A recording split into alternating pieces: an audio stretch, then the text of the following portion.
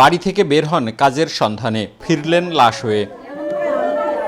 সোমবার সন্ধ্যায় রাজশাহীর পবা উপজেলার মদনহাটি গ্রামের বাসিন্দা দুলাল হোসেন বের হন। এরপর না ফেরায় গত দুদিন বিভিন্ন জায়গায় খোঁজাখুঁজি করেন স্বজনরা। বুধবার সকালে বাড়ির পাশের বিলের একটি পুকুরে ভাসমান অবস্থায় মেলে তার লাশ। সবার কাছে ফোন করে কেউ বলেনি যে আমার বাড়ি আছে আমার বাবা। টাকা আছে আমার বাপের কাজ, আমার বাপের শত্রুকে জানি না। আমার স্বামী যাই মারিছে তার আমি বিচার দিব। সম্প্রতি একটি গরু বিক্রির টাকা সঙ্গে নিয়ে ঘুরে বেড়াতেন দুলাল।